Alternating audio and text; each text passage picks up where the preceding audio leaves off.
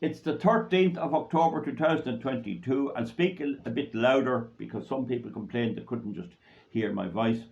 It's a great day here in Ireland. I'm on the farm and I'm doing renovations of outbuildings, and I'm using creosote, the old type, and it smells really strong, but it's great to be out and getting jobs done. So I'm just taking a little minute off to make a video on electric cars 47 or. They were out years ago. I saw them in Dublin delivering milk, electric vans, but nothing new about them. They just did not catch on. The batteries are 2 volt. With a chemical battery of any kind, you only can have 2 volt cells, and you connect them then in series. Okay, you can't have a 10 volt battery on its own. Now, the battery life is proven to be 8 years if you're lucky. 8 years if you're lucky, and they degrade as they get older. I drive a 2010 Caddy. I bought it for €3,500 a couple of years ago, and I just drive it because it contains stuff for the farm. I have another car. We have another car, but it contains stuff for the farm, and it's extremely reliable. Thank God, touch wood. Okay, make sure it's wood, not Formica. Anyway, companies virtue signalling, and they get tax rebates. You know all the tax incentives there from our Minister Eamon Ryan, who's he's a qualification in commerce, and he's a bicycle salesman by trade, and he's pushing all this, so they get good tax rebates. And I don't have a problem with a company or a taxi company having 1 or 2 of them in their fleet. Just as an experiment, you can always do that. Okay. I know a couple, I met them recently, whose daughter did very well in America and bought them an electric Volkswagen car, and they're delighted with it. But again, this couple, who would not be well off, got it free. Now remember the huge difference between a car which is bought privately and a car which is given to someone. If somebody tells you, I have one and it's fantastic, the next question you must ask is, how did you buy it? And you'll find in most cases they got it for some reason other than buying it themselves. A company or somebody bought it for them. And just remember, we're talking here about buying one for your own use. The big test is not how many people buys electric cars. The big test is how many buys a second one. And all the indications I have, folks, is that very, very few will touch them again once they get them once. The Felicity A ship left Germany for America with 3,900 cars on board, best of German Mercedes, Volkswagens and Audis, and it contained roughly 8% or about 300 electric vehicles of those models. And when it got past the Azores, one of the cars went on fire. They can go on fire for no reason at all, and they couldn't put the fire out. You cannot spray them with water, and eventually they took off the crew and they let the ship sink to the bottom of the sea. Whether they scuttled it or not, I don't know. It's at the bottom of the Atlantic Ocean near the Azores, ship and all. Okay, that'll tell you something. But governments are lying about the health and safety issues. And I'm trying to find out how many people have died in them on the roads. I believe in Ireland people have been killed inside the cars. You'd think you could get out. And there have been, if you just Google the scooters, is that what you call them? The little electric bicycles for going along the footpath. They're going on fire all over the place. I believe it's because they're a bit roughly handled. They go on fire and you see the way they burn. I might do a video on that in time. Now, just at this stage, remember, the advice to anyone in an electric car, the moment you sense fire, no matter if you're on the busiest highway, you must stop. And the drill is slightly different if you have other people in the car. If you have other people in the car, you must immediately stop, jump out and get them out. What will happen is the battery is underneath, and it's underneath the seats. And what will happen is the fumes and smoke will come out at your feet and burn your feet, and you won't get them out. So you must have a drill organised when you lift anyone in an electric car. You just can't, we'll pull it over here, and sure, get out there now and all that.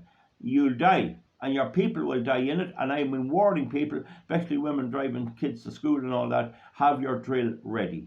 Remember, when you get out of the car, you may not be able to get 2 doors because the fumes will come out. and they're very hot, you might be able to run round to the other door and make sure whatever has to be done to unlock the doors and have the windows down, make everything possible to get those people out. And the moment you get them out, you run upwind. Now, don't get knocked down by another car, flag down cars, run upwind, let the car burn out on the road. You do not have time to avoid and to get away like you would with a petrol car. Oh, they'll tell you, sure, a diesel car can go on fire too. I can go on fire. Well, I tell you, they won't go on fire in that way.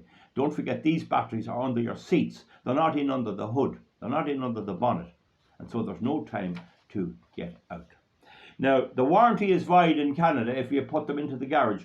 No, sorry, the warranty is void for taxis in some jurisdictions. You need to check that. Will the warranty for batteries cover taxi use? Some places they won't. In Canada, insurance is void. If you put them in a garage near your house, they won't insure your house. Now I say here, they have no resale value. Right, you'll get them there on Dundee, 2-year-old, but you look up any of them, a 5 or 6-year-old, who'd buy one when the battery is going to go. About 6 years ago, Cavan County Council bought one. And I know several people in the council who saw it, and I still haven't been able to find out the make, but they bought one anyway, and they were driving in from Ballinya when it ran out of battery or it stopped. And of course they sent out a tow truck, and the tow truck put on the chains and pulled it up. And once you pull some of these cars, you destroy them forever. You cannot tow them. Now, I will not say that you cannot tow them all, I'm not sure, but you cannot tow some of them.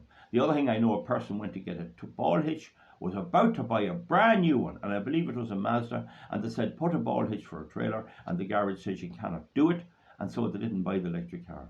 As I understand it, you cannot put a ball hitch on an electric car, and I think the reason is because people would be pulling little trailers with diesel generators running on them driving the car, and that would look bad. I don't know. You can't put a ball hitch. I've never seen a ball hitch on any of them.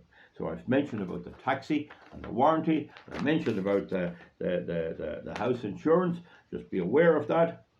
Now the question is, could you charge them with a diesel generator? And all I know is a good taxi man that has won over in Louth told me that you need a 7 kilowatt diesel generator, and at 7 kilowatt would gobble up at least 2 litres of diesel, agricultural diesel, at 140 a litre, as far as I know. Now, there are some garages, and there are laws with the revenue, they have to record who buys agricultural diesel, because you're only supposed to use it for agricultural purposes. And they're now clamping down on that, how they can manage that at these filling stations where you fill up automatically by putting in your credit card or your money.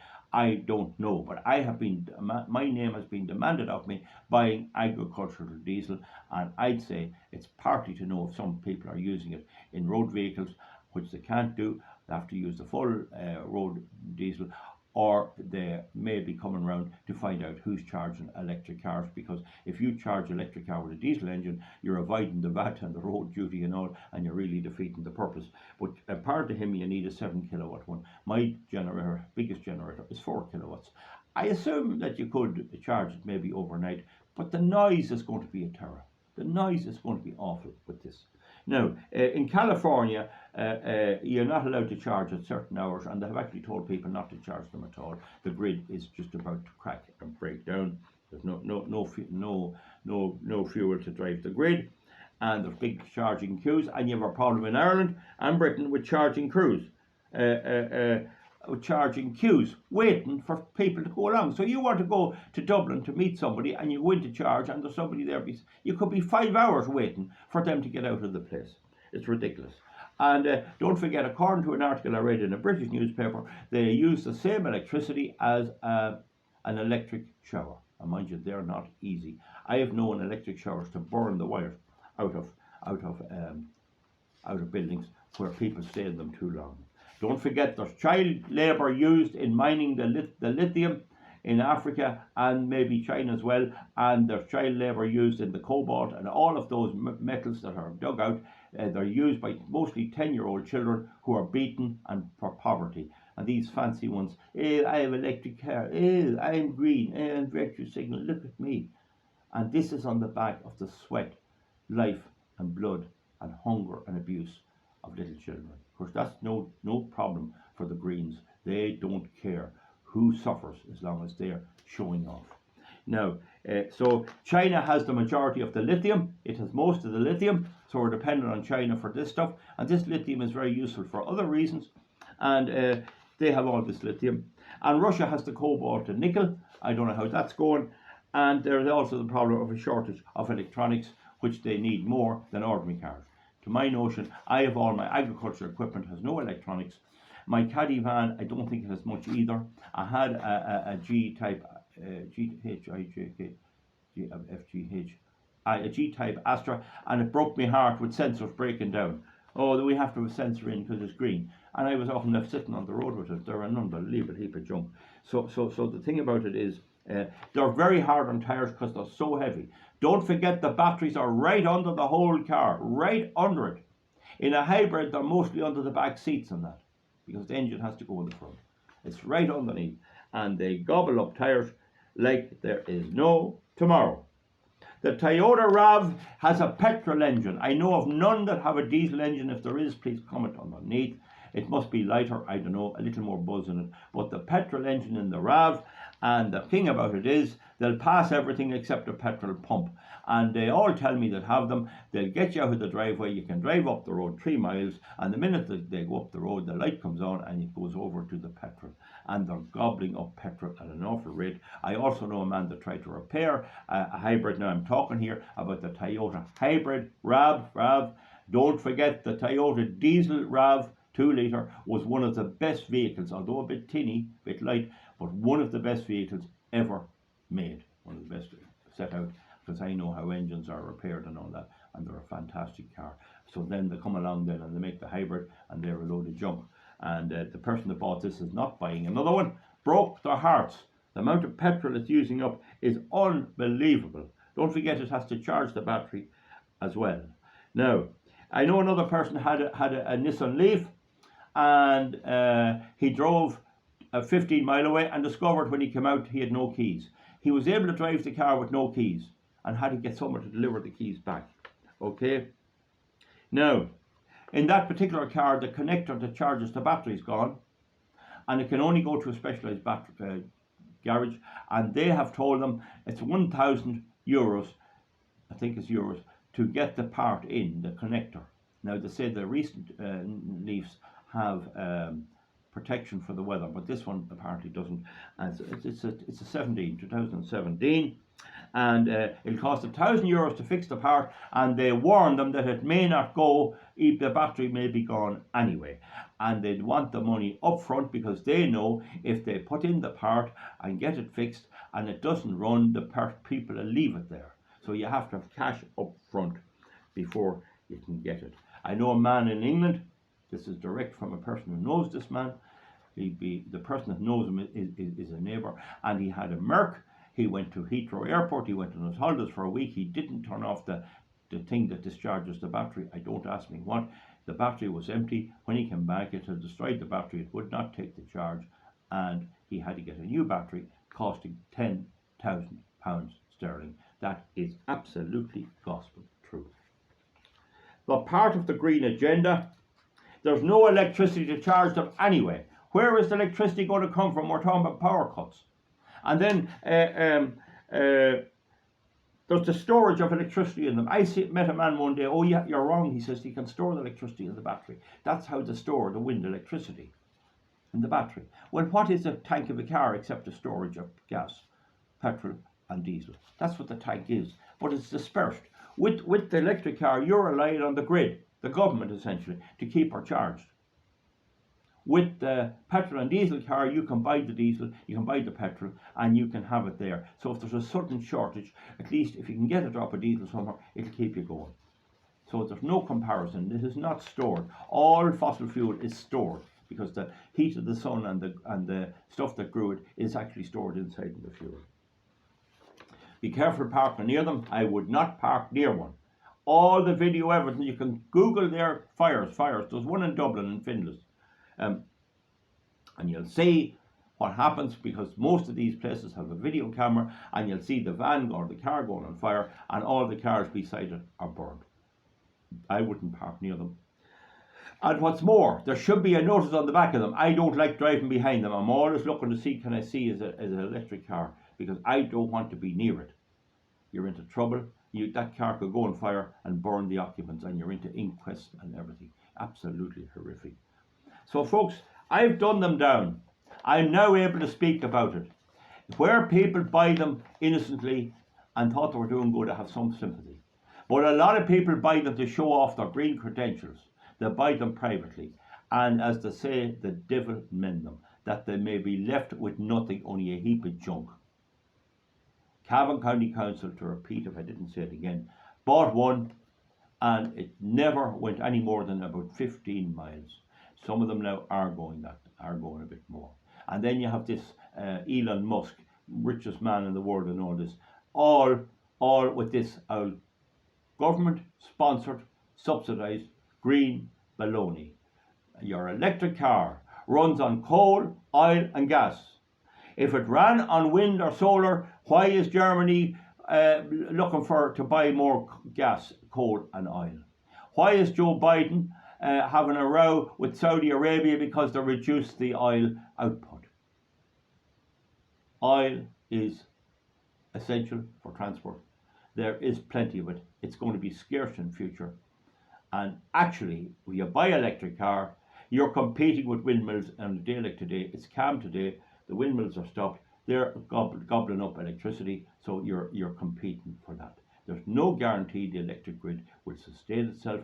We don't know what's going to happen, but at least if you have the drop of petrol or the drop of diesel in the car, and if it's diesel, you can store a little bit of it as well, it's safer than petrol, you have some wee guarantee of getting to somewhere if you're stuck.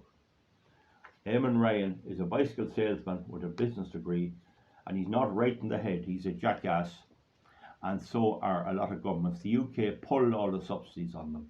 I think people are realising now, because of the war in Ukraine, which is doing that little bit of good, even though a lot of suffering, I think people are realising now that this is a scam. I'm available to debate electric cars or anything to do with electricity or renewables with anyone who wants. They won't take me on. Myself and Mr. Swords were to go to address a meeting in Laois about 6 years ago, and there was two big wind energy companies men coming down to tell them all, and when they heard I was coming and Mr. Swords was coming, they pulled out because they weren't able to debate with us. Eamon Ryan is peddling a scam. Electric cars are an environmentally damaging scam. I drove them, they're nice to drive. That is not the point. A nice quiet petrol car is nice to drive too. And the petrol and diesel cars, there's a lot of precision engineering gone into them. With the electric car, there's less precision. There's just motors in it and bearings in the wheel. But the precision is at the power station. The precision condensing steam, coal, oil and gas turbines are made just as precise, and they break when they get abused by too much renewables. So it's a scam. That's the bottom line. And if any private person invests all they have in a car, or they want to get to work every morning, don't forget, when the new petrol or diesel car would still be running in maybe 16, 17 years time, the electric car will be gone. You'll get a bill to put in a new battery, which will cost more than the car itself. There was a chap from Canada, had a Nissan Leaf, and he couldn't get a battery in Canada. And I'm also told that the Nissan Leaf, I don't want to knock any particular one, it has no coolant on the battery. Some of them have a way of cooling the battery that will delay and give you a better opportunity if a fire breaks out. I'm told the Nissan Leaf does not have that. You can correct me if I'm wrong underneath. Folks, give your opinion. Let us know. But all the indications are, based on what I predict myself, these are a load of absolute nonsense. The greatest scam ever was. And for those who take on these electric cars at their own expense, for virtue signalling or to prove they're green, modern, woke, well, the more they suffer, the better. Give me a thumbs up, a thumbs down. We'll see you back for something else soon. Thank you.